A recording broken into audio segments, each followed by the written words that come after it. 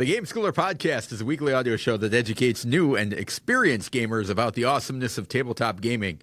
In this week's episode, we'll cover Nunatak, Temple of Ice, our game of the week, discuss having enough games in the School of Gaming, and wrap it up by revealing our high five two-player games.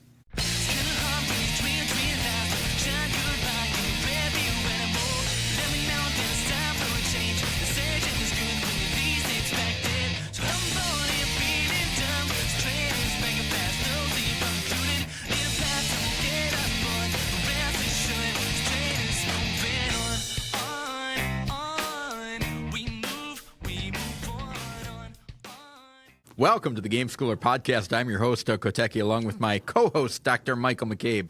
How's it going, Michael? What's going on, Doug? How are you? Oh, I'm better now.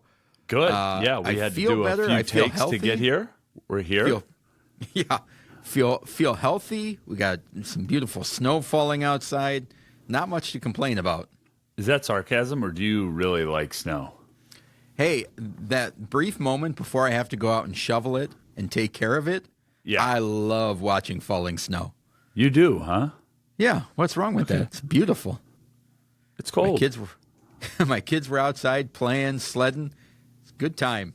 Good. And I get to watch them from inside. Nice warmth. It's a beautiful thing. Okay. I've got some quick follow-up from last week. Bring it. Two things. One, we talked about Path of Civilization and the AI artwork. And I just wanted to read, there's a section in the rule book that talks about how that was used. And it says that image banks, photographs, artificial intelligent generations, or works from the public domain may have been used as working elements in the design or development of certain graphical and textual aspects of the game. The elements of this game are not the result of a simple request to an artificial intelligence. Instead, they are the product of an artistic direction process that includes compositing, editing, and careful retouching by real humans with real bits of neurons. So a little bit of both, right? So I think I commented while we were playing the game how hard it would be to get this cohesively looking like one artist did it, right, with AI. And so it sounds like there was retouching after the fact, in order to kind of make that stuff a little bit more cohesive. So I wanted to just throw that out there as a little bit more information to what we talked about last week. It's good information, Doug. When do you think we'll get that one back to the table? Sooner rather than later. Good. Probably later. Good. Solid game. Oh, don't say that, man. It is what it is. Yeah. And then the other thing is that Anitra from the Family Gamers in our Discord posted last week. We had talked about the Board Game Arena Games of the Year, and she said that in a follow-up, kind of how the voting worked, is that players could vote on each category only if they had played all of the nominated games in the category. Which that restriction on voting was pretty cool and easy for Board Game Arena to enforce, meaning that people couldn't just vote for the one game that they played. So it was pretty interesting. She said she didn't know how the nominees were picked, but that may have just been games that were released during the year and how popular they were. And I think part of it had to do with the iteration on Board Game Arena. So not just release, but also released on Board Game Arena. Yeah, sure. Yeah. So it could have been a game from 1996, but the Board Game Arena version was released in 2024. It would have been eligible. Right. All right, cool. Any follow-up from you, Michael? No, I was going to dive in on those awards a little bit and just see, but you hit that. I have a lot to talk about for what's awesome, and some of it connects into following up. So I'm going to jump in on that now. Yep, lay it on me. Good. And folks, some of this I've been wanting to talk to Doug about for the last 4 or 5 or 7 days, but I was like, nope, gotta save it for the show. So one of those getting my awkward moments of having a friend who's also a podcaster with you. But astute listeners will know that back in episode 203, our high five was most anticipated games of 2025. Now, Doug and I backed one of those games, and he has multiple plays of his copy My copy has still not yet been delivered. I'm not complaining, just stating facts. But my most anticipated game was Elder Scrolls: Betrayal of the Second Era. And it recently arrived. Doug, 36 pounds of goodness. And my 9-year-old helped me to unbox it. And here's what's awesome. As soon as I open the box, and I mean the main box that contains the game, there is this sheet right here that says, "Greetings, adventurer." And then at the bottom, it says, "Skip the rulebook," and called out the Dized tutorial, Dized. And I was like, oh, when we first started the podcast, I tried a few of those Dized tutorials, and which it's an app that you can download that has rule books on it. An app. It's also in right in your browser, and you get an account like anything else, and then you download oftentimes what it was, at least half a decade ago, was a virtual rule book. It's like, I have a real rule book. Yeah. However, this Greetings Adventure call out, not only did it really pique my imagination and attention, but when compared to the rule book proper, the 100-page... Did you get that from an encyclopedia salesman? 100-page spiral-bound rule book proper, or even the rule book that's just for the tutorial, it's like, I think I'll give this half a try. It was late on a Saturday evening. By the time I was finally unboxing, I was like, yeah, I'll try this Dized app, and if it's bad, I can always go back to one of the two rule books and kind of slog through it how I was expecting to slog through it, right? And Doug, I'm here to tell you, I am glad I didn't go with my gut. My gut said, get the rule book, learn the game, don't be lazy, right? And the tutorial is awesome. It's I have the feeling of like I'm playing Mansions of Madness, or I'm playing another app-assisted game like My Father's Work, one of those games that we've talked about in the past. And, I'm about 6 to 8 hours in to the tutorial and really enjoying the gameplay, to the part of where it's like, do I need to pause this tutorial so that I can experience this joy with somebody else and not just play it solo?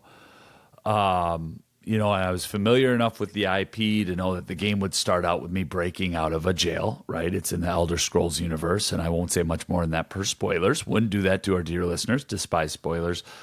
But man, that tutorial, it just starts with, the very first thing, it starts with getting all the items out of the box. Because in a big game, that could sometimes even be intimidating about where do things go? Do I shuffle these cards? Don't I shuffle those cards? Well, how do I organize it? Which guidebook do I need? And then secondly, I'm just absolutely loving the game experience as well. And the tutorial is married so closely with it.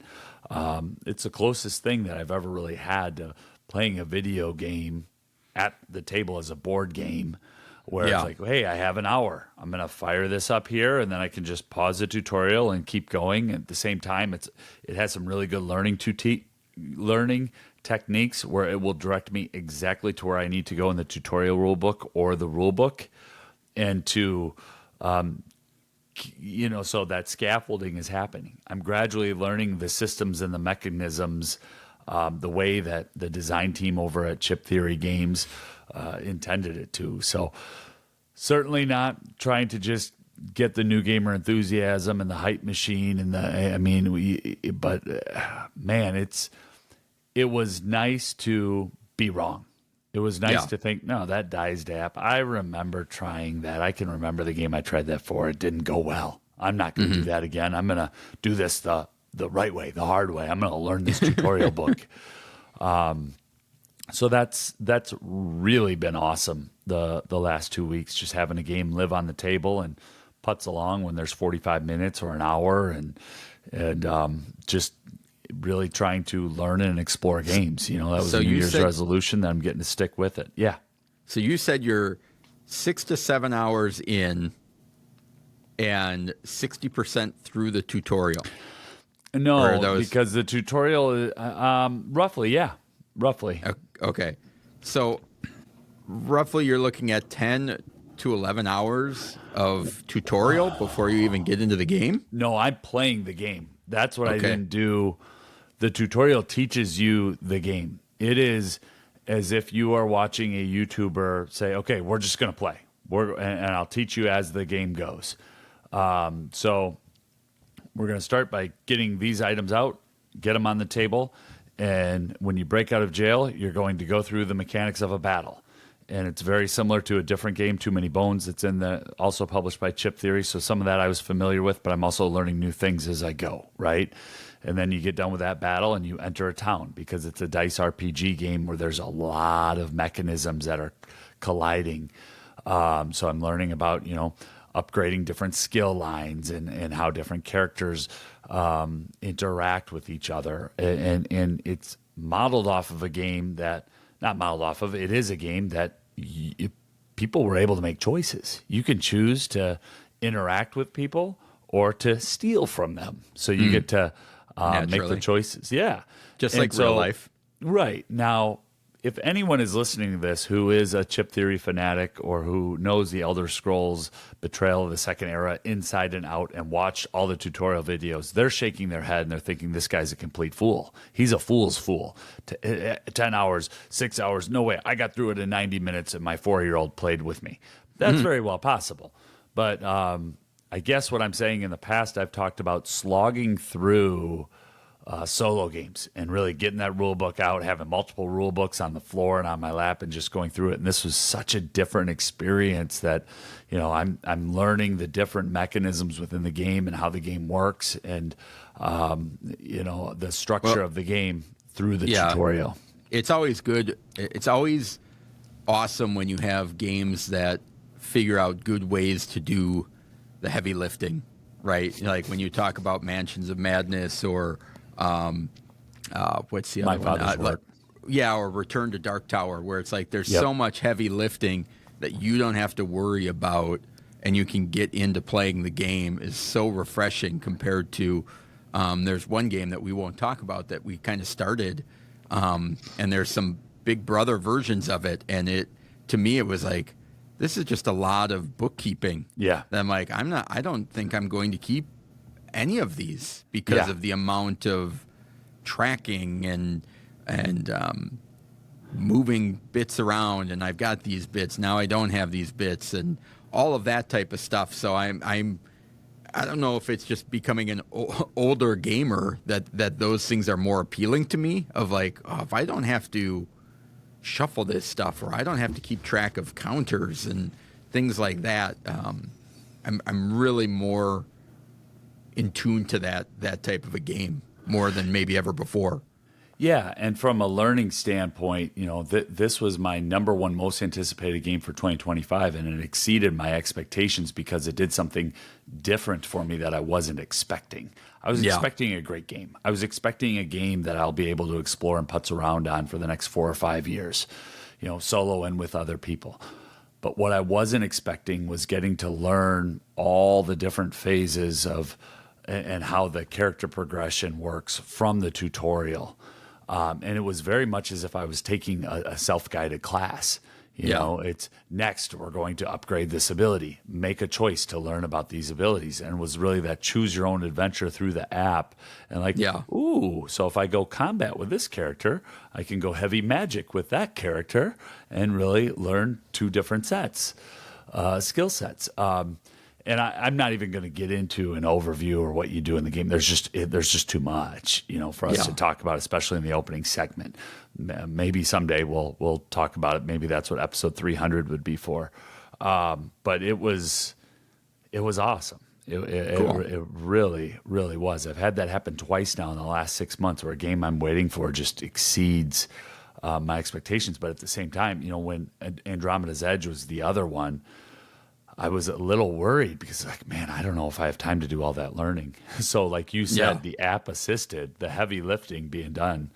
That was fun. That was awesome. And it also made me curious to see what other games are out there on Dized that maybe I've overlooked. Yeah. All right. What else you got that's awesome, Michael? I mean, that was the big one. For me, with what's been awesome. And then I guess sidebar, My 9-year-old was so excited to help open up the game that I got a gnarly paper cut on my finger because, I got absolutely shredded by one of the boxes when I was getting it out. But did that stop me from playing it that night? No, I persevered. So your perseverance is awesome. Yes, my perseverance is awesome. But then we have recently been going back, and I don't want to just get into what's the McCabe family been playing, but we have recently gone back and revisited a bunch of games that have been previous games of the week. And I'll talk about it more in the School of Gaming segment that we have coming up later in this very episode. But really what it caused me to do was to go back and look at our website. So, usually, I just walk through the house and see, okay, what do we want to play? But my 9-year-old is now 9, Doug. You believe that? Whereas when we first started doing the show, my 9-year-old was not 9. And one thing that thankfully, yes. One thing that is awesome, in episode 44 of the Game Schooler podcast, Doug and I had our children on. My middle daughter and Doug's oldest daughter were on, and we talked about Zombie Kids Evolution. And Zombie Kids Evolution is a roll and move game where you're trying to lock the zombies out of the school. And it's also a campaign game. So you're opening up these cool envelopes. Well, here we are nearly 4 years later, and in the McCabe household is finally coming to the conclusion of Zombie Kids Evolution. I think tonight, after we're done recording, my 9-year-old and I are going to open up the last envelopes after we complete probably 2 more rounds. So that is a game that, $20 MSRP has spanned all 3 children. All 3 children, and right around that 9 to 10 to 11-year-old range, played it in some way, shape, or form. And, when people talk about replayability and whether it's positively or negatively, I just thought, man, that is awesome. That little box over there has brought just an absolute ton of joy to this house. And that might not be relevant to anyone other than me and you, but I wanted to bring that to the episode today and just pass that along and share it. No, but it's a good reminder because I feel like there are moments for me anyway where you've got your oldest kid, and if you're a gamer and you're that kid starts becoming 5 and 6, and you're like, I get to actually start playing games with them. And I think sometimes with the cult of the new and kids growing up, that sometimes we fail to remember, oh wait, I've got another kid that I could introduce that game to at the same time that I introduced the first one.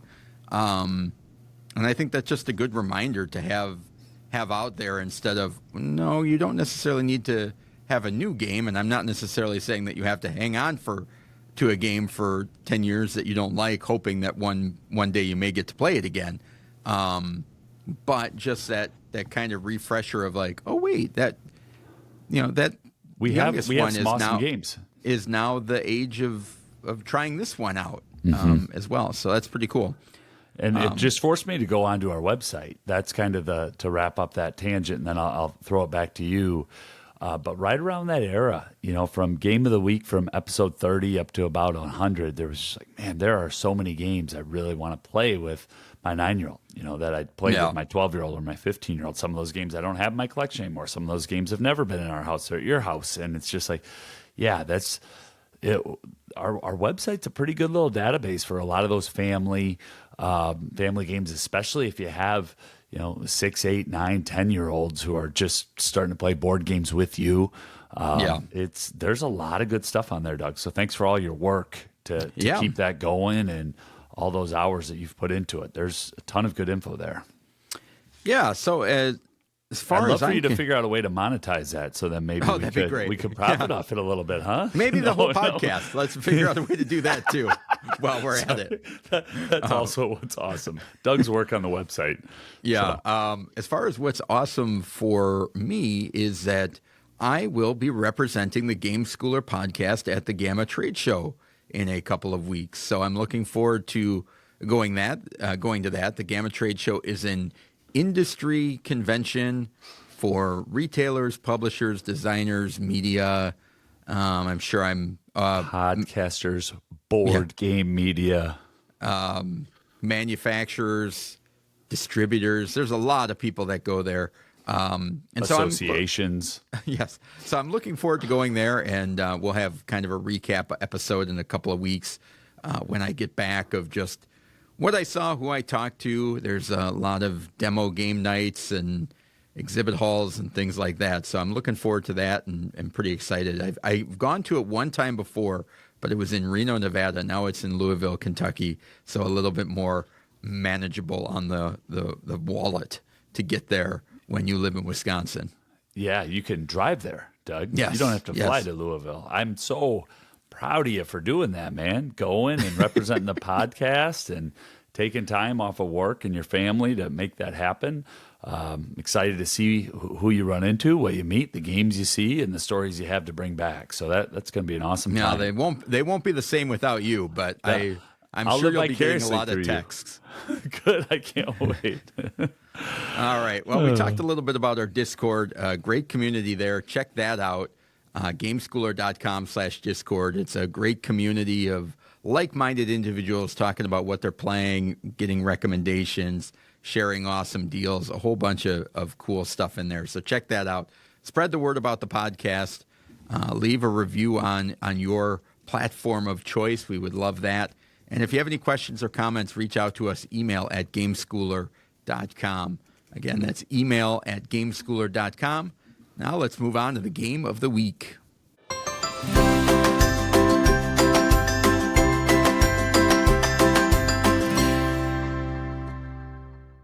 The game of the week.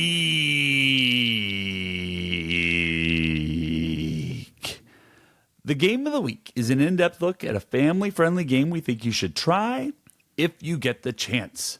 This week's game is Nunatak. Doug, give us the stats and the full name if you could. Sure, it is Nunatak, Temple of Ice. Published in 2024 from publisher Cosmos and designer Kane Klenko, and the art is by Kwanchai Moria. 2 to 4 players, 30 to 45 minutes, ages 10 plus on the box, 8 plus on Board Game Geek, but 10 plus is going to be your entry point there. And this is going to be a family game. In the 3-dimensional construction game of Nunatak, the Temple of Ice, you build a step pyramid together in a mountain of ice. But the game isn't cooperative, so watch your step. A Nunatak, by the way, is a hill or mountain completely surrounded by glacial ice. For each pillar stone placed, you receive cards with different values that will affect your score in the end. And for every 4 pillars built in a square, a new level of the monument opens up, with the Temple of the Ice growing step by step. Who can place their stones most wisely and rise to the icy challenge? So on your turn, you are going to choose a building card from a row of cards, and then you're going to take one of your ice blocks, which are little plastic pieces. I'll see if I can grab one here. Ooh, Doug brought props? Yeah, there's 4 different colors in the game. They're well designed. I will show it right there. They are sturdy. So you're going to pick a card from the row, and then you're going to place one of those ice blocks on a space on the board, an open space on the board that matches the card that you took. So there are cards like Beast of Burden that's got a little rhino type thing on it. There are artisans, sculptors, builders, architects that all have a symbol associated with them. So you'll place your ice cube or ice block on one of those. If you are placing it on a second row, you will score 1 point for each ice block below you that is supporting the tile that you just placed it on.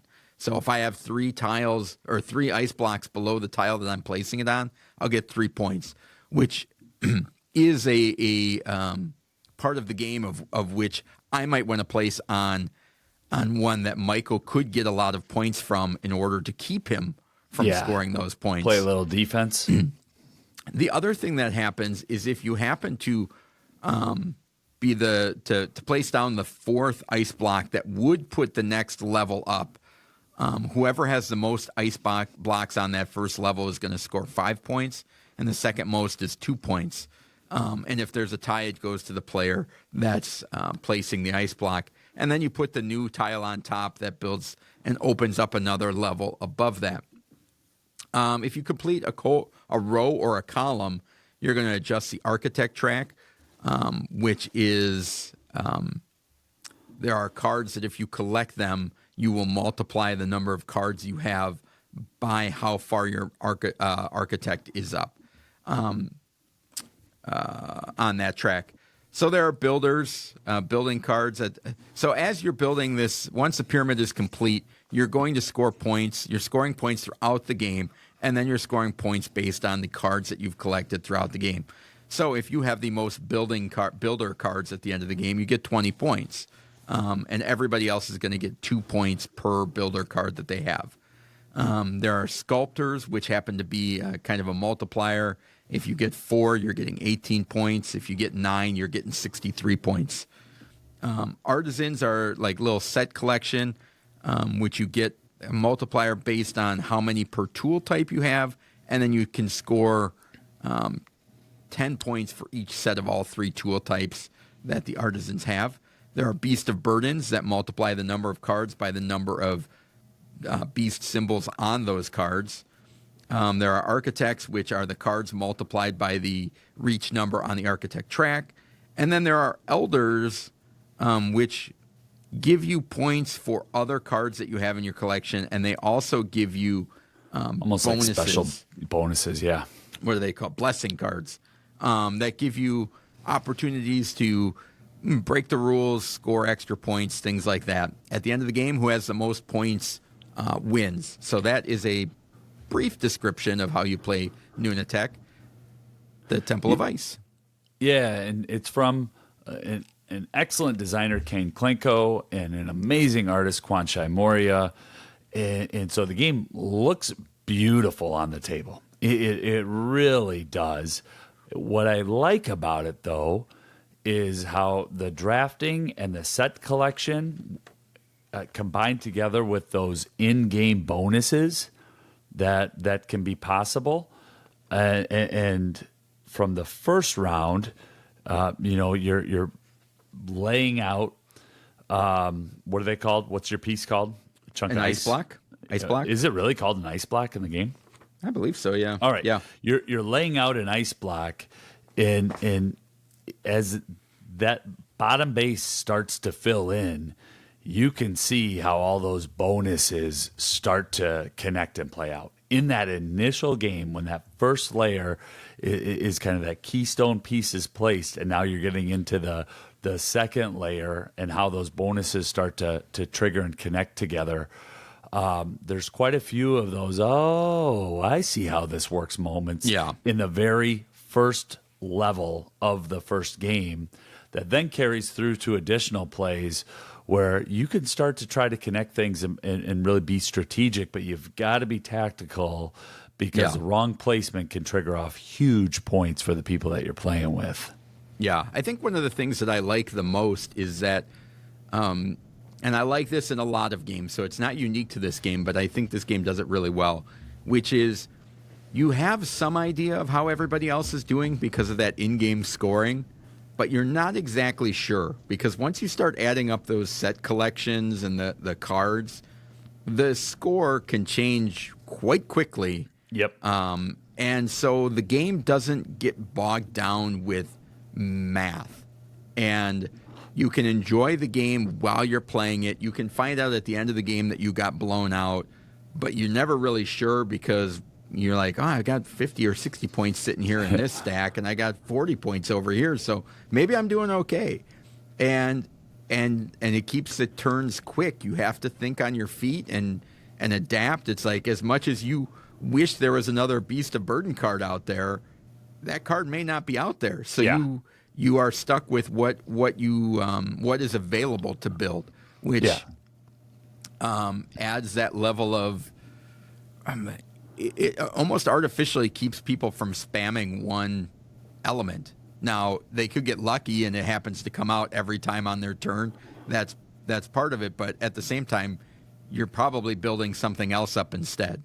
Well, and what prevents somebody from just going all in on one of those tracks or elements is the unknown tiles. A new tile is getting flipped up and it's blind. You don't know what's coming and where it's coming. So there's enough known information mixed with unknown information to keep me engaged, right? Even though all of the cards are public information, everything's out, and I can kind of get a sense of what you're doing, I have to prioritize my tableau that's in front of me. I have to know what I'm working on at a level, and the pace of the game doesn't allow me to just stop, pause, math.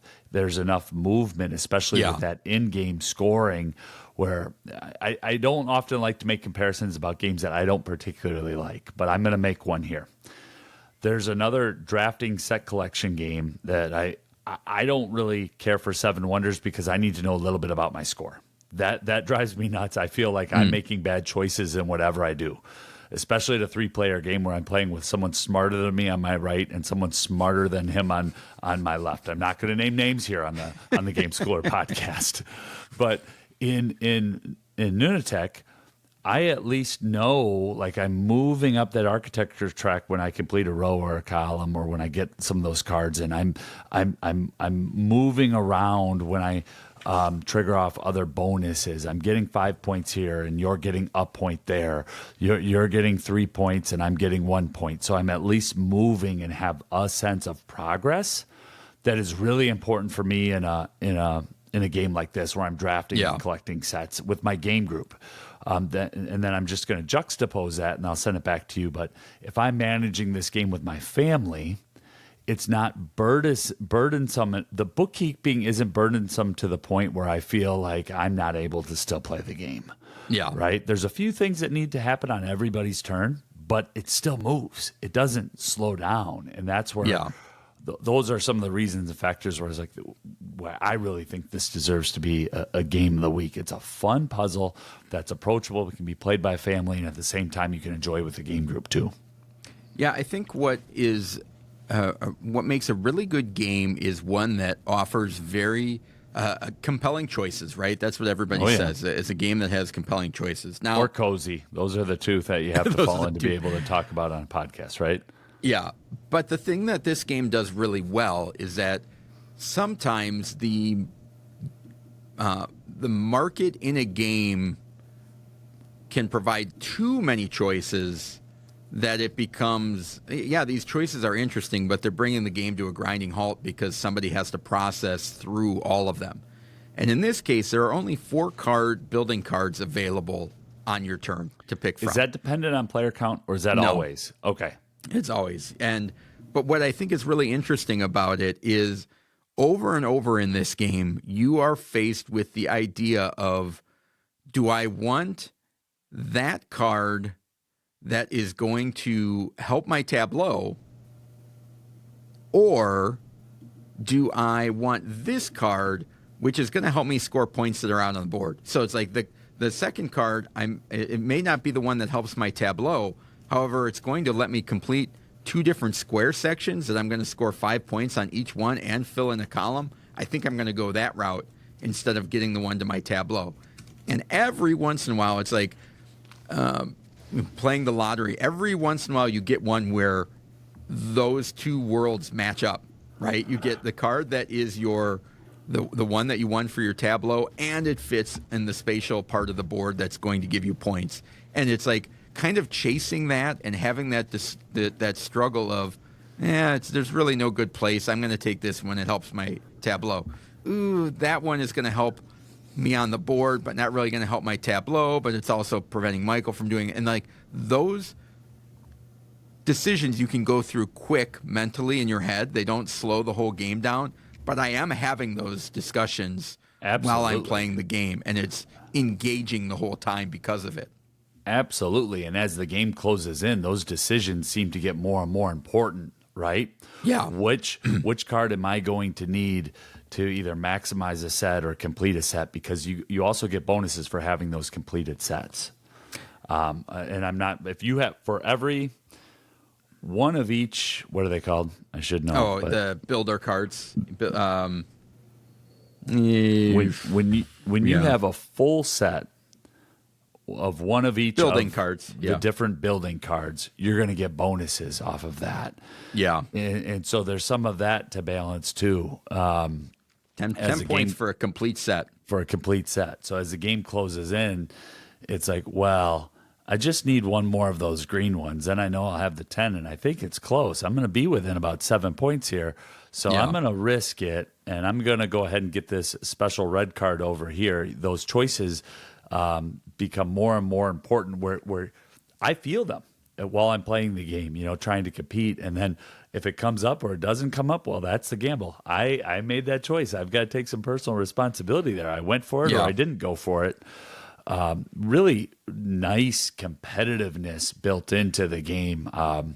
And it's one of those where the game, this could just be me, Doug. I don't know if you've had this feeling, but when it starts out the first couple of rounds and I'm looking at the big wide open base, I'm thinking, okay, we're going to be here for an hour and 10 minutes. And then all of a sudden, 20 minutes later, wait, what do you mean I have about 2 more turns and this is done? Yeah. So it moves really quickly, and it has a false sense of being longer than what I think it really is. Yeah. The other thing I want to shout out is to Callan Klenko, who designed the pieces for this, the ice block pieces, and the way that all of that is integrated into the tiles. And the pieces fit and work together so well that when you're hearing us talk about this is a 3D step pyramid that you're building throughout the game, you're thinking, okay, well, this is going to be fiddly. This is going to get knocked over. It's more trouble than it's worth. And this is so flawless in production and how well they did to incorporate that element without it being like there was no user problems whatsoever with us during this game, which is kind of remarkable. Yeah, it's sturdy. It's clear. We've talked about the art and the design, but then also in the credits, I'm glad you gave your shout out there. Graphic designers of Bridget Indelicato and Stephen Kerr.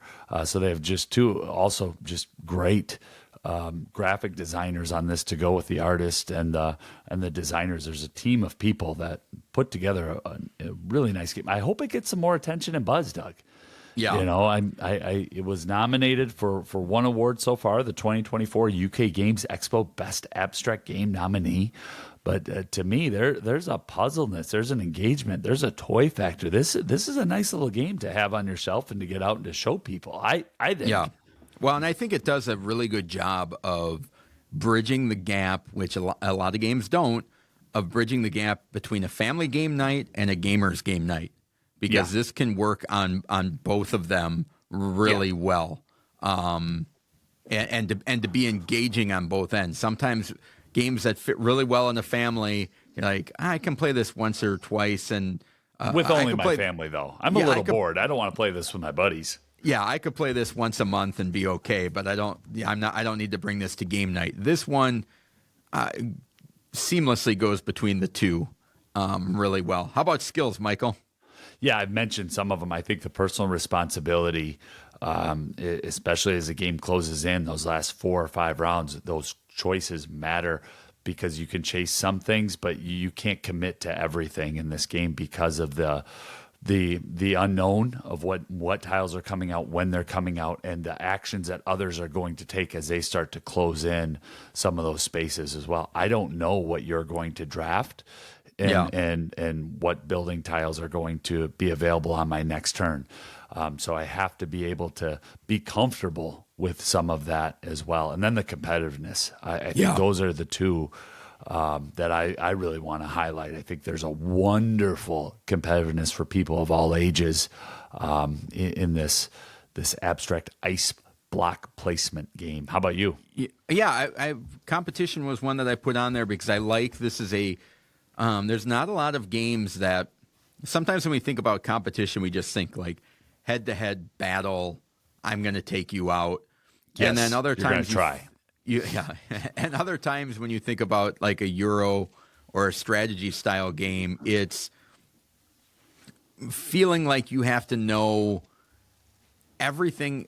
You have to know the game inside and out in order to have a competitive defensive strategy. And like if you don't, it's hard to keep up.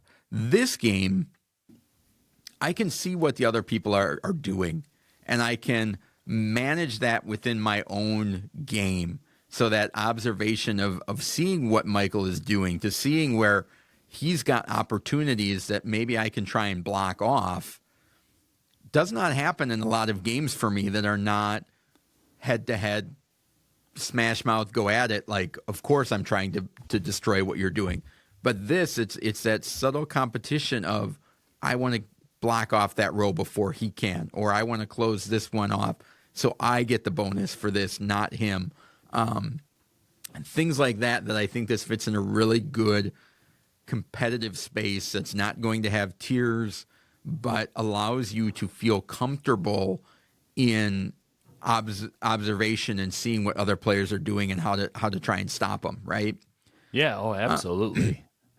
And go ahead. Were you going to go with another one? I was just going to say the other one was obviously spatial perception, yes, and the tactical thinking as you're changing of what's available to you, right? You need to make those decisions.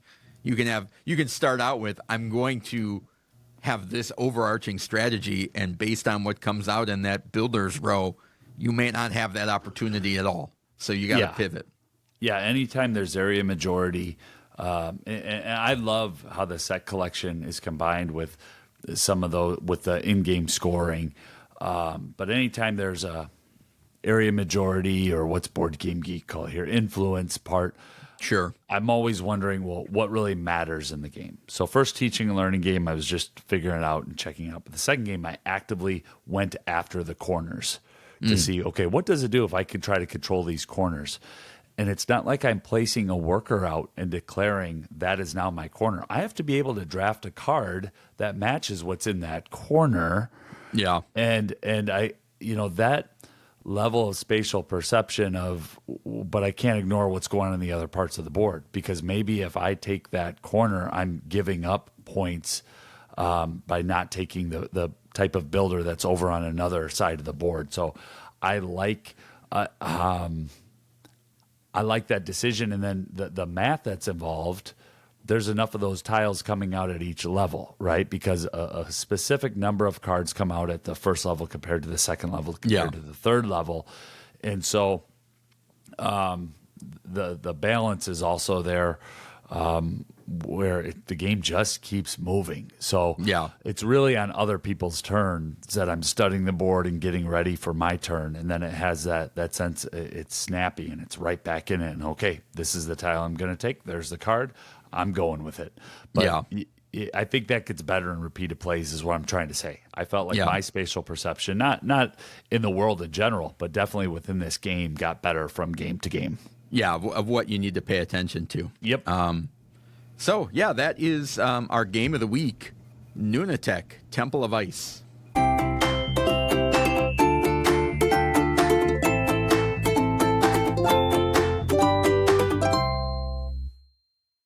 The School of Gaming. In the School of Gaming, we discuss concepts, keywords, etiquette, and helpful ideas in the world of gaming.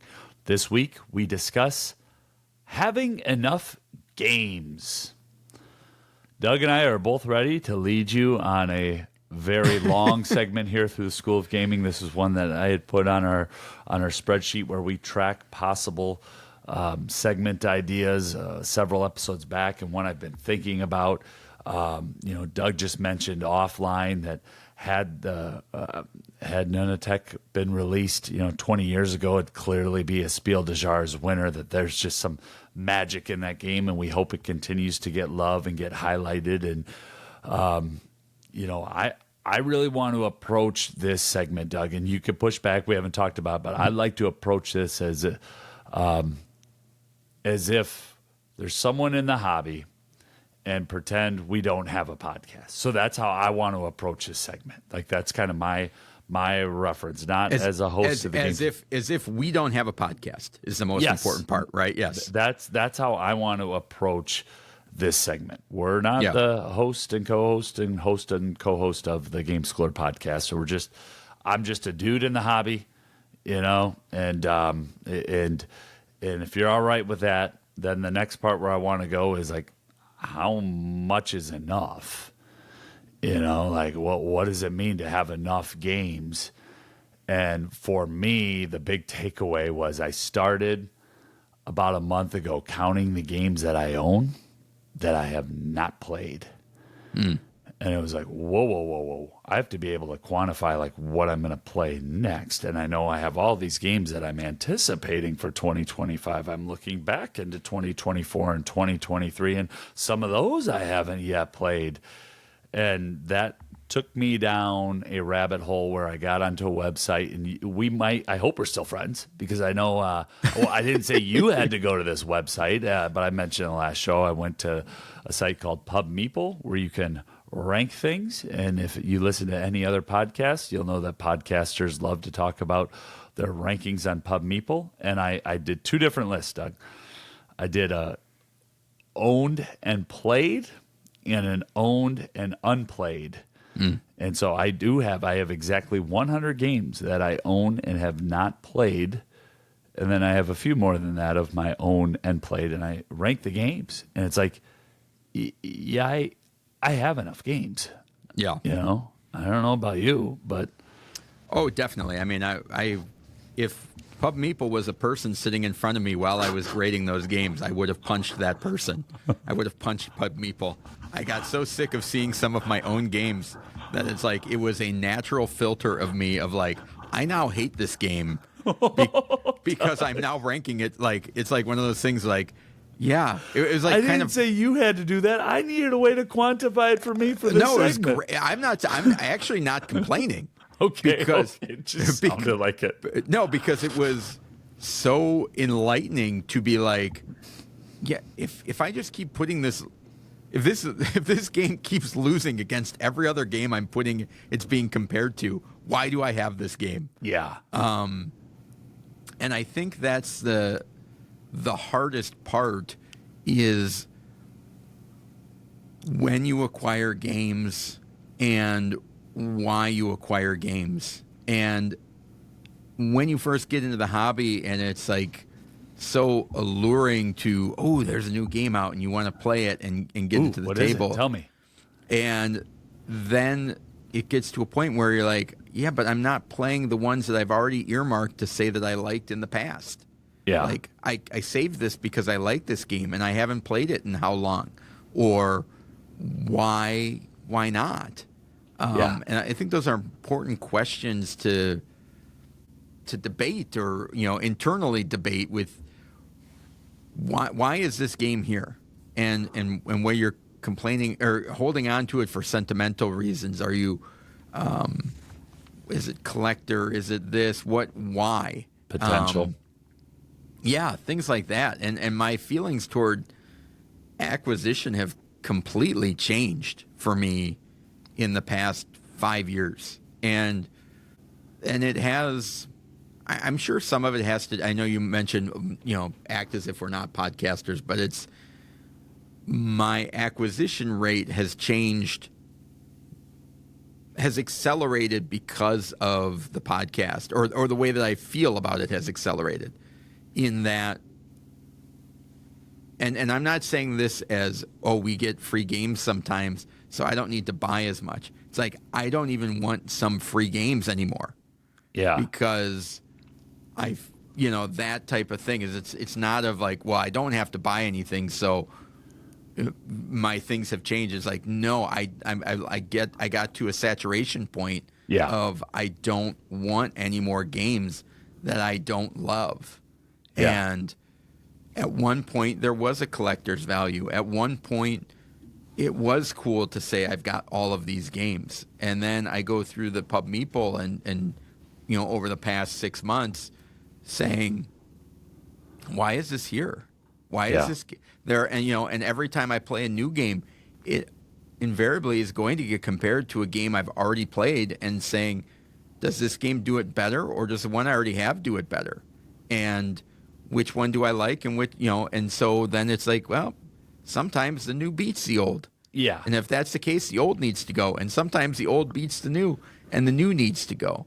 And I'm getting very much more comfortable with the idea of like, I know we talk about it on the podcast, but like try before you buy. Yes. It's like, I want to try this. And sometimes the change from I played this game and I like it used to translate to I need to own it. And that is no longer the case anymore.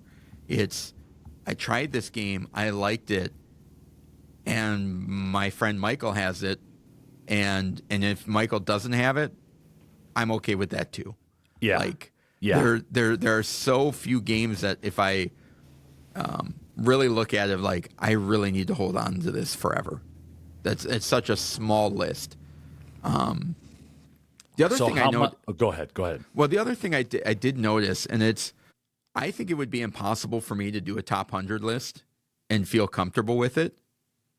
In a lot of ways. Now, we did like the top 50 family games, and it worked out really well, and it was a general consensus between the two of us, and there was actually a matrix of stats that went into it. However, ranking my games, it also became very apparent to me that these things are so dependent on that I don't know how to quantify and compare, which is, how does an awesome 2-player experience rank up to, well, if I got 8 people together, and the one time I got 8 people together and we played this and we had a blast, where do those fit? Because if it's, that type of thing, it's like, this is great with this group and that's great with that group. Which one is better? Yeah. I don't know. Which I thought was really interesting too, of how dependent the game is on player count, time available, time of day that you're playing it, who you're playing with, things like that. They're just like, I don't know how to rank these. Well, and for me, the overall ranking, it became very clear that huge recency bias. If I've played the game in the last 6 weeks, the last 6 months, that's very different than if it's been 5 to 6 years. Yeah. Right? Yeah. And so really at the top of my list and at the middle of that list, if I'm looking at the top 10, or if I just take, 300, let's just hypothetically say that there's 344 games on the owned and played list, not saying that excluding expansions, but for the sake of argument, hypothetical, even getting in that, there's a game that's 206 on my list where I'm like, there's no way Downforce is 206. I love Downforce. Yeah. I haven't played it in 4 years. So it's down at 206 because there are games like Planted and The Quest for El Dorado, Kingdom Builder played recently, ish, My Shelfie, Dice Miner, Beastie Bar, where I'm thinking Blue Lagoon, and just Kabanga, where I'm like, well, in my head, Downforce is above all those. I like Downforce so much. But if I haven't played it in 1,000 days, it's going to really start to fall down that list. Yeah.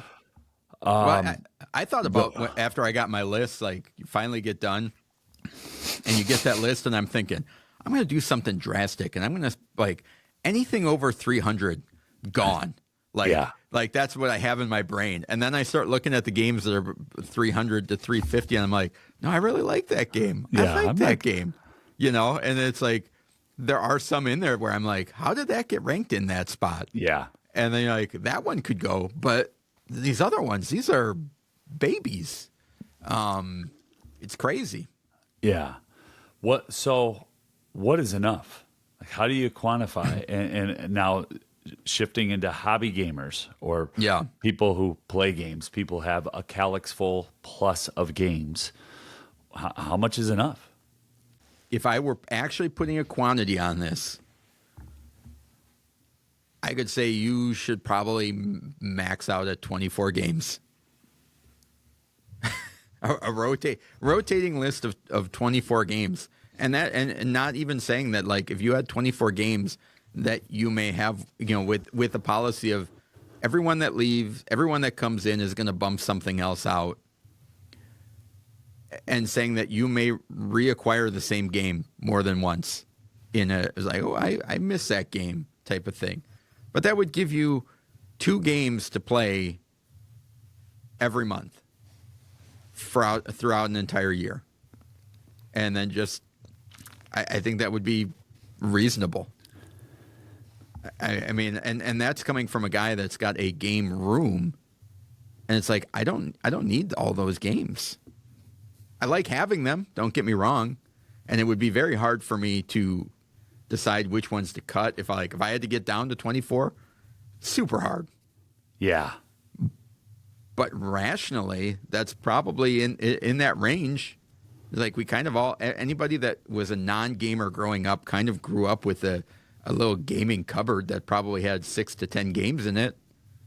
And that sufficed, right?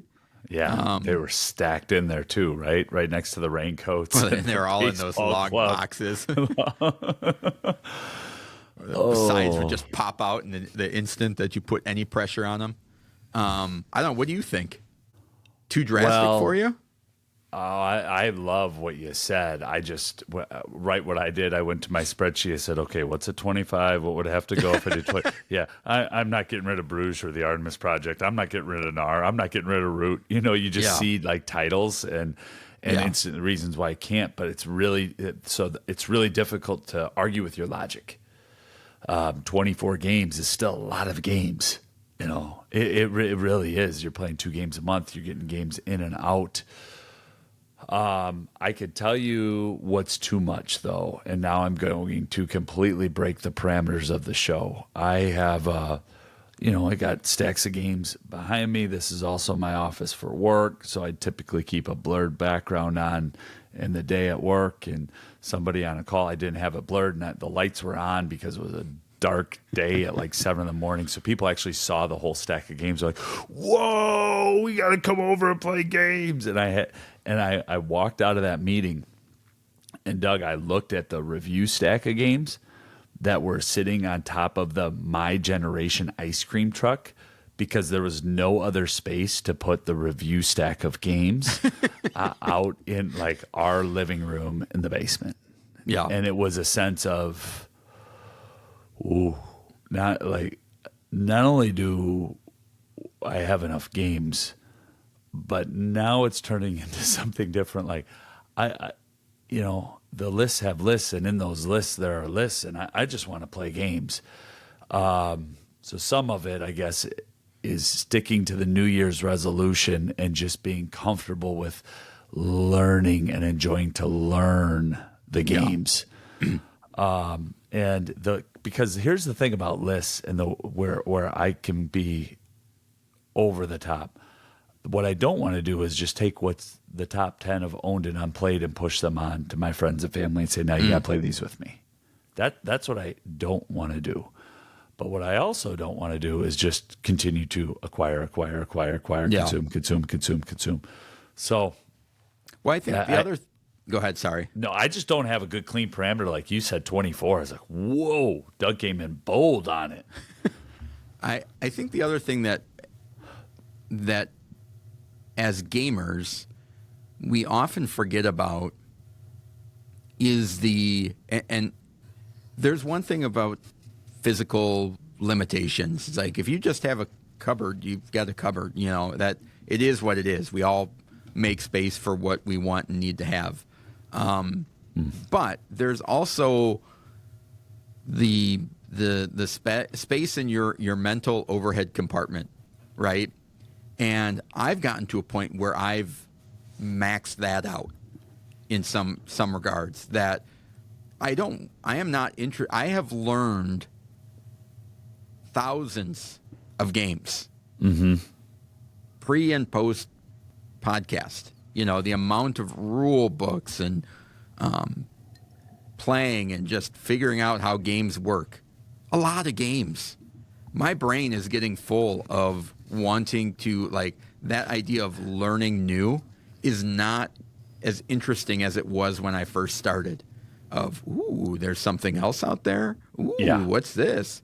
And kind of doing that. And I think what we fail to realize is that going back and playing our older games that are on our shelf don't require new mental overhead space.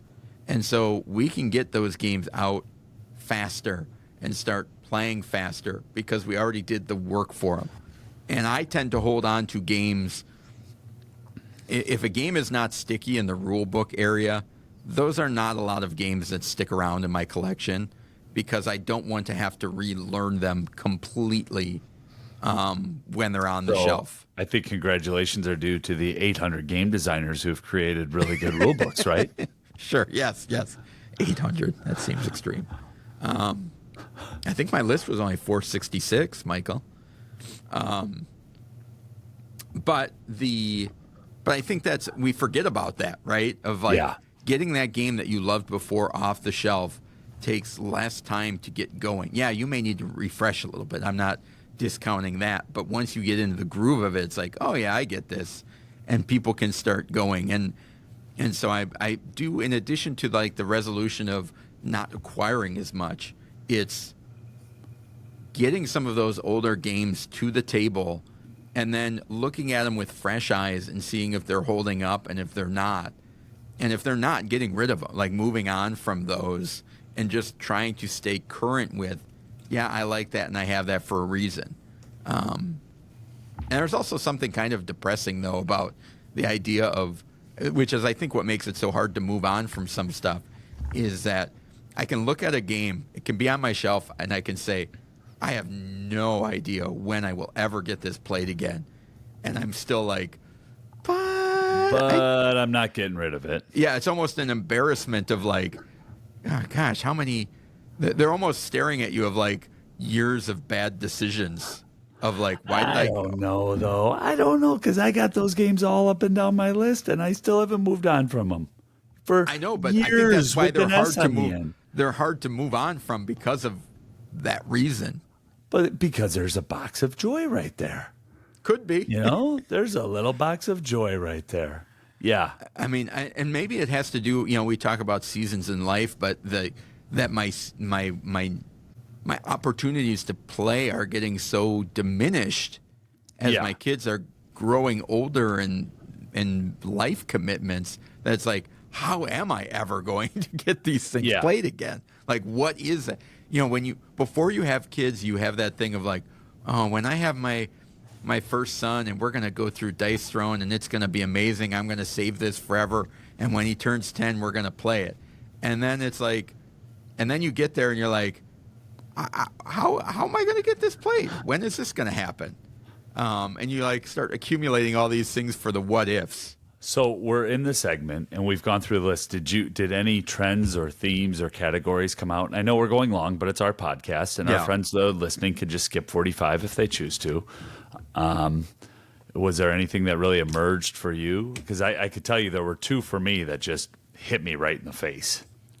No, I don't know that I had any trends outside of, I have 4 giant boxes probably with 10 games in each of them, so 40 to 50 games that out of that experiment are going to Noble Knight in the near future. Oh, wow. Of just like, because the Pub Meeple forced me to look at games for more than, like, critically look at it compared to something else. So in that way, it was a positive because it's like normally I'll just, you go through your shelf and you're like, oh, yeah, that's good, that's good, that's good, that's good. But once you start saying, okay, how about this compared to the top 5 game in your collection? The one on the end starts looking pretty junky. You're like, sure. This does not need to be here anymore. Yeah, when 444 is compared to the number 5, it's gone. Yeah, it's a pretty stark contrast. So in that way, that's what was interesting to me, but nothing where I was like, oh, geez, seems like I'm ranking a lot of party games low or anything like that. Okay.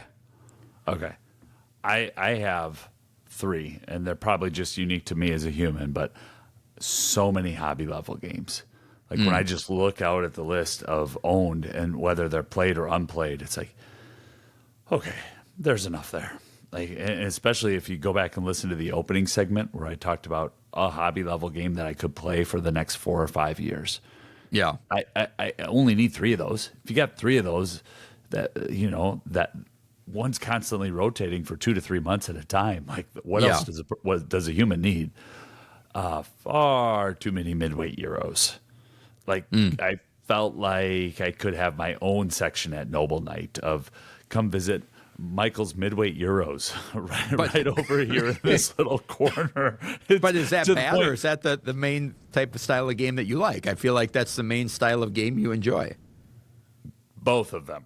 The hobby games just for me, the Midweight Euros for with other humans, right? You know what I mean? The far too many, like a lot of those hobby level games that have the in-depth solo experiences where you're tracking from game to game, and then the Midweight Euros of, yes, it is now Father's Day. We're going to play this game together as a family. But I don't need 50 of those. And then way too many cooperatives. Like those are the things where it's just like that are on my unplayed. On my unplayed, it's like, whoa, I could see what I was trying to do here, but I stuck with trying to do that for 2 or 3 years, probably too long. I can let go of these 18 to 25 cooperatives and still have another, dozen over there that I know work for the family. I think that is probably not necessarily a trend, but it is the genre that has diminished the most for me. Cooperatives? Yes. That I used to, I am not, it's hard to impress me with a cooperative, and if I'm not impressed, they all seem to merge into one another. Like I'm getting bored very easily with cooperatives, and I felt like that through the ranking, where it was like, this is a better cooperative. Like these 5 eclipse all of the other ones that make the other ones seem kind of reductive to me. So that's like the one thing that has changed for me probably since I first got into gaming, where I was like, what, Pandemic, this is amazing. You can, we're all on the same team. And then it's like, and now I'm like, that's derivative of Pandemic. That's derivative of Pandemic. It's like, I'm just going to keep the one Pandemic, and the rest of these will be gone. Like, if I want a game that's going to be like Pandemic, I'll just play Pandemic, And so those, or the Star Wars version of Pandemic, gone. or the Fall of Rome version of Pandemic. Yeah, you got rid of all of them, huh? You just got Pandemic. The Fall of Rome one, I still still good. Star Wars one, gonzo. Wow. Next time I come over to your house, I'm going to see empty calyx cubes just staring at me, huh?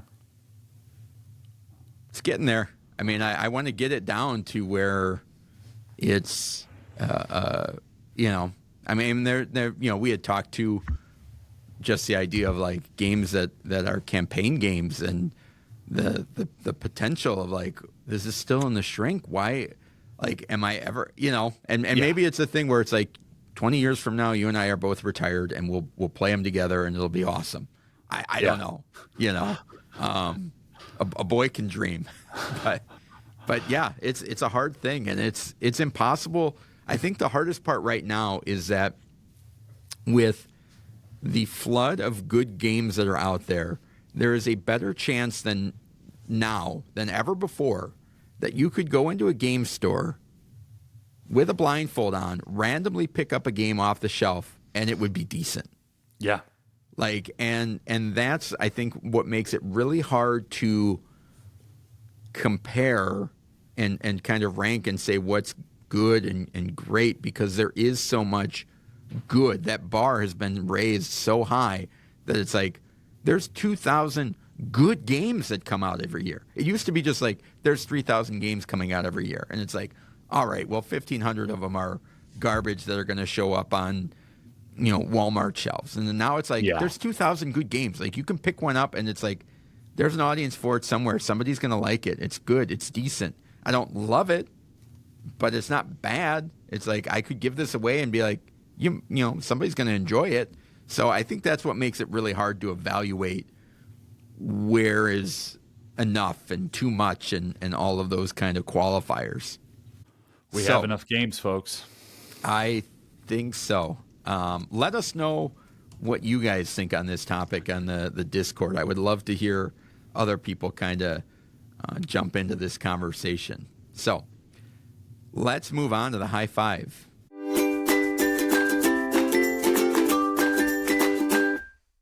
Every week, Michael and I highlight a list of games we want to play, enjoy, or spread the word about. And today, As the day of this release, it's Valentine's Day. Aww. So let's talk about two-player games. Now, these are not going to be two-player games that you play on a first date because... Speak for yourself, Doug. I will crush you in this game, and you will love me for it. But forever. A spouse or a loved one, these are great games to sit down and play. Any other caveats to this? We did None. I wonder what my list looked like the last time we did this, which was 170 episodes 33. ago. Yeah, episode 33 was the last time we covered this. I'm going to jump right in. Number 5 for me is Boop. B-O-O-P, period, released in 2022. You're trying to boop cats off the bed before they boop yours. Adorable and challenging. That is an excellent Board Game Geek description. It's been re-implemented by a few different versions of it. The designer is Scott Brady. The publisher is Smirk and Dagger Games. And folks, if you want to know more about Boop, I just suggest you Google Boop Family Gamers Review. The Family Gamers have covered the Boop line and done a great job. If you're on Board Game Geek and you like to look at forums, they've got some good reviews over there on their website. They've got good reviews. They've really covered it at length. And I just say that because I don't feel like I can really give the game justice other than saying, it's a two-player abstract game where you're trying to line up 3 kittens to form a cat and bump the other ones off the bed. 3 in a row wins. So it's almost a 3-dimensional tic-tac-toe type of game that I like to play with my 9-year-old and look forward to playing a lot more. I think it's a game that she will teach to other people down the road as well. I don't like cats because I'm allergic, but I do love me some Boop. So awesome. Yeah. All right. So the overarching theme of my list is in a two-player game, I love constant tension. I don't like ticky-tack battle back and forth, I'm going to defeat you. I like tension in my game of who's going to get this first or that type of a little bit of a tug-of-war thing. And I was laughing while Michael was talking last thing because I saw that my number 5 is ranked 37 in family games, which seems weird to me that a two-player game would be that high in a family ranking. But my number 5 is Jaipur. Published in 2009 originally. The designer is Sebastian Pachan, and the newest edition is from Space Cowboys, I believe. Yes. Jaipur is a game about trading and selling goods to become the most wealthy merchant. You are acquiring cards of different materials and fabrics, rubies, fabrics, spices, and then you are determining when is the best time to sell a set of those. And you are acquiring them as the game goes along, and there's kind of picking up and putting cards back down into the display for other people to take. And just has a great feel. You play it through 3 times. The first one doing 2 rounds. 2 rounds, yeah. So yep. A maximum of 3 times. And it's just a great... two-player experience of a theme that isn't super exciting, but the gameplay is tense. It has that tension while you're playing of, gosh, can I get that 3rd one? Can I get that 4th card of that to sell it before he does? Because if he takes it, then I'm getting less points for my set that I'm selling. And so my number 5 is Jaipur. Yeah, in different phases of tension. Right. So initially, because different cards are coming out in the marketplace, there's 5 cards that are released into that marketplace. So maybe I see that a gold card comes out and I don't know what they have in their hand, but am I going to go ahead and trade in my 2 gold so I get those high point ones, or am I going to wait? Because if you have 3 or more, you get bonus points. So all of the decisions, that tension is in there. That's awesome. Number 4 for me is 2017 Fox in the Forest. And this is a game that I just absolutely love. It lives in my quiver, which is a case that can hold card games, especially wonderful 2-player games. And Fox in the Forest, I don't know if I said this or not because I got on a tangent. I was thinking, man, it's been a long time. I got to get that one played again. 2017 is the release. Joshua Burgle is the designer. And it's published by Renegade Games. in Fox in the Forest, you're taking tricks, but guess what? Some of your cards have special powers. So you can win more than your rival, but not too much, because there's a sweet spot of tricks that you want to try to win as well. And so without getting into too much of trick-taking jargon with leasters and things like that, I'll just say just a phenomenal two-player game if you at all like trick-taking. And I do think that, the era that has come and gone, or that we're still in, of where you've got hobby-level games that now have trick-taking as a mechanism. I do think a lot of them go back to the success of Fox in the Forest in 2017. People might challenge me on that, but it's a really accessible game that made its way into Target. It does have a follow-up version that's cooperative. I prefer the competitive, but they're both really awesome. So that's my number 4, Fox in the Forest. Yeah, well, definitely one of the first ones that did trick-taking with 2 players very well. So my number 4 is... this might have been the first or second 2-player game that I ever played. And that is Lost Cities from the good Dr. Reiner Knizia and Cosmos. Came out originally in 1999. And this is a great game in which you are trying to acquire cards to go on different expeditions. Those expeditions need to be filled up in numerical order, and you cannot backtrack. And you need to have enough cards in that expedition to cover the 20-point cost to go on the expedition.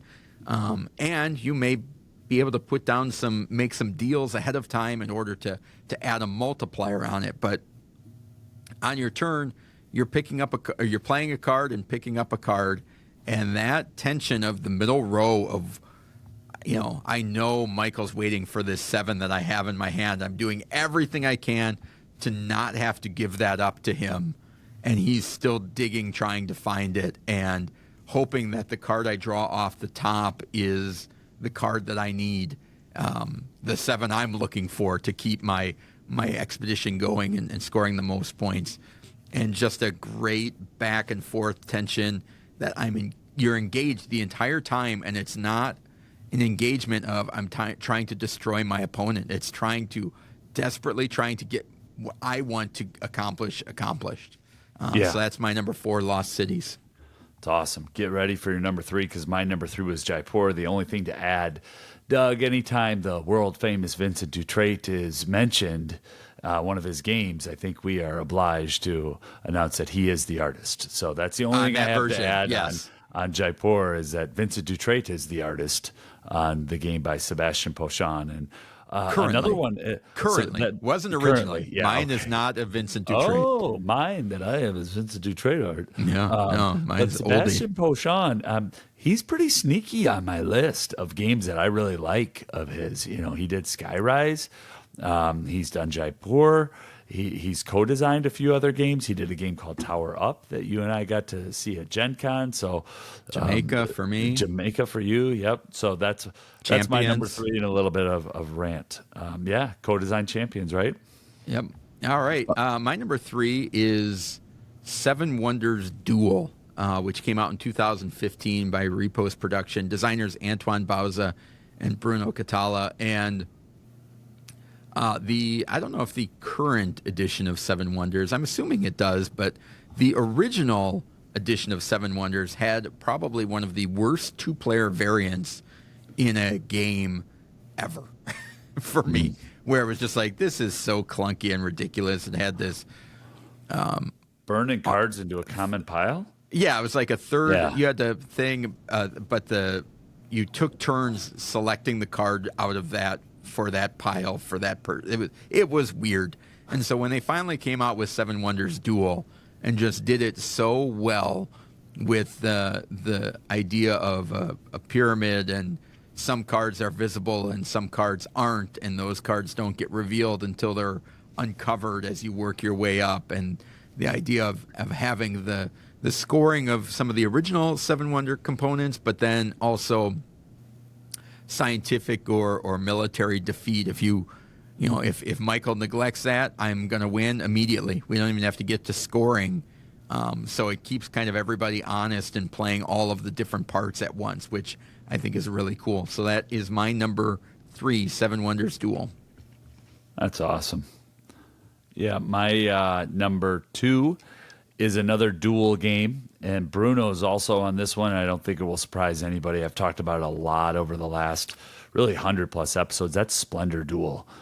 Splendor Duel for me is, or not just for me, but Splendor Duel was released in 2022, and designer Marc Andre and Bruno Cathala is also co-designer, publisher Space Cowboys, but takes everything that I like about Splendor and then adds a few other little wrinkles and turns it into a 2-player only game, and it lives upstairs in our living room.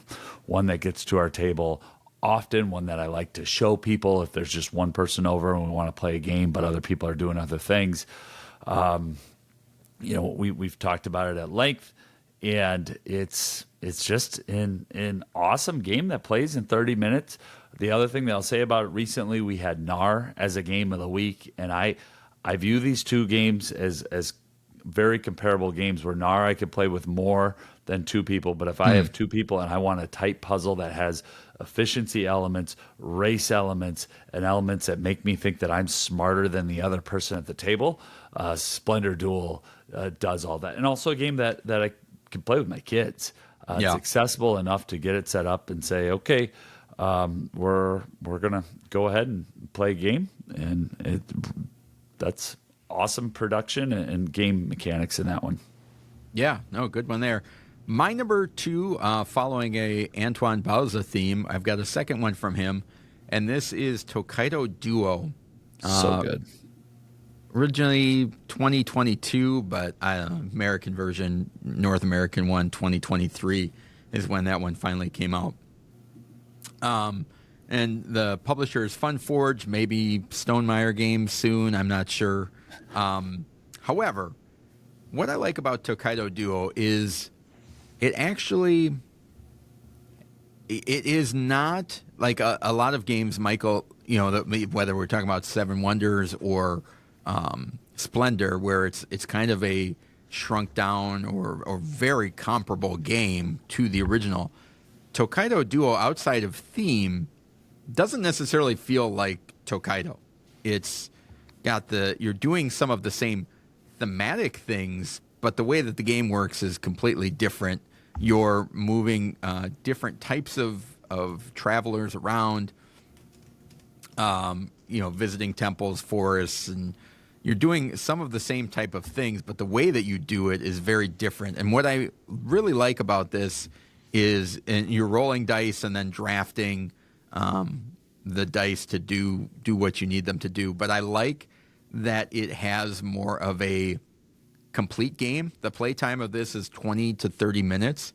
And so sometimes, and a game called Caro is in my honorable mentions, which is sometimes 2-player games happen to be those quick card games, and I'm going to sit down for 10 minutes and we'll play something back and forth. And they never seem to have some of the meatiness of a full game. And Tokaido Duo, I think, does a really good job of feeling that way. I feel like I'm playing a full game with different tracks. It just happens to be with one other player as opposed to 3 to 4. And that's why it's my number 2. Tokaido Duo. Yeah, great game. Great call. One I'm glad you have in your collection, so I don't have to add it into mine yet. I have enough games. Number 1 for me, if there's crossover, just give me a nod so I don't talk about it for 7 minutes. That's Schottentotten, 1999. Dr. Reiner Knizia, who was featured in episode 191 of the Game Schooler podcast. Did a little bit of a flexor, but Schottentotten, so good. Yeah. And so, Doug, I got a thumbs up from you. You can let people know why it's so good. It's also been re-implemented by a lot of his games. Los Banditos plus 4 more, as well as East West, the 5th column. Battle Line is one. Yeah. Well, and I was originally introduced to Battle Line. Was my first version of it, and then played it's like Schottentotten came out, Battle Line was released, and then Schottentotten was re-released with some of the parts that were in Battle Line, which was kind of interesting. But you lay out these 9 boundary stones, and you're putting sets out of your hand in front of a stone to try to basically claim that stone from your opponent. And I think if you get 3 in a row in the middle, you automatically win the game. So there, people are competing a little bit more viciously. They don't need to be in the middle, just connected. 3 connected in a row. Three in a row. Once you see that somebody got 2 in a row down, it's like, oh, I've got to go break that up. Yeah, stop that. Stop that little run there. We've talked about it many times on the show, and I can call reference to it, but we're talking about it now. It's our favorite 2-player game. So, Doug, why do you have this as your favorite 2-player game? It combines what I love about Lost Cities, which is that blind draw of I hope I get the card that I need that's going to help me. So it has that tension throughout the game of how do I make this into a 3 of a kind? I need the other 7. I need the other card or whatever. So you're hunting for that. But then the logic and deduction part of this game that allows you to say, based on the cards that you've already placed down here, there is no way that you can beat me on this one, so I will now claim this stone.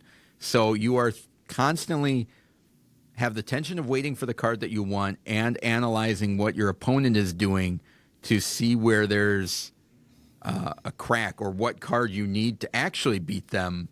And then once, maybe I play it somewhere else or Michael plays it down on his side, it's like, the card that you needed, the only card that would have beat what I've already had down here just got played over here, means that you can no longer win this one. I'll take that stone.